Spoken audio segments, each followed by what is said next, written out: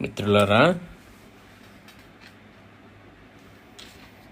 వెంకటరమణ గళం శీర్షిక నుంచి మరి యొక్క పద్యాన్ని ఒక్కసారి విని దాని అర్థాన్ని ఆస్వాదించండి. దీని పద్యం యొక్క అర్థం ఏంటంటే, లోక సహజమైన వేషములు ఎన్ని వేసుకున్నను ఉత్తముడైన గురుని పొందలేకున్న ఎడల ముక్తి లభింపదు. దీనిని ధృవీకరిస్తూ శేషప్ప కవి గారు ఏమన్నారంటే,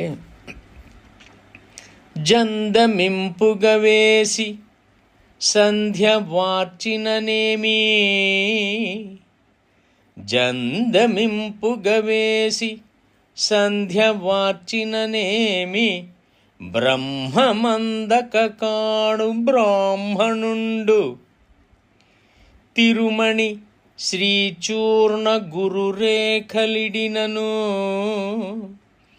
విష్ణునందక కాడు వైష్ణవుండు, తిరుమణి శ్రీచూర్ణ గురురేఖలిడినను,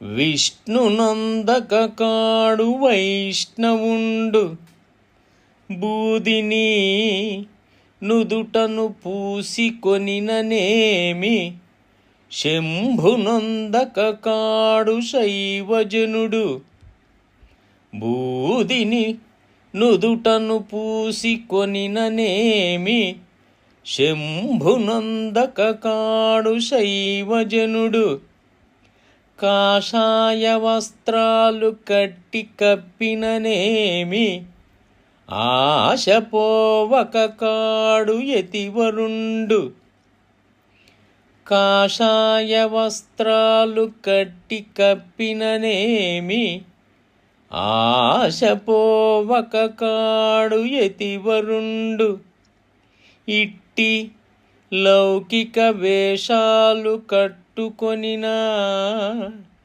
గురుని చందక సన్ముక్తి దొరకబోదు, ఇట్టి లౌకిక వేషాలు కట్టుకొనినా గురుని చందక సన్ముక్తి దొరకబోదు.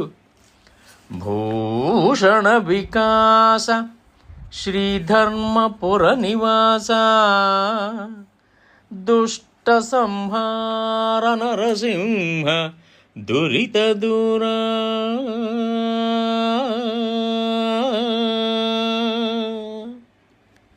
దీని అర్థం ఏంటంటే, ఓ నరసింహస్వామి, జందెము బాగుగా వేసుకొని నిత్యము త్రికాలముల యందు సంధ్య వార్చినను బ్రహ్మము ఎరుగకున్న ఎడల వాడు బ్రాహ్మణుడు కాలేడు. తెల్లని నామముల మధ్య ఎర్రని రేఖలు దిద్దినను విష్ణువుని పొందని వాడు వైష్ణవుడు కాలేడు.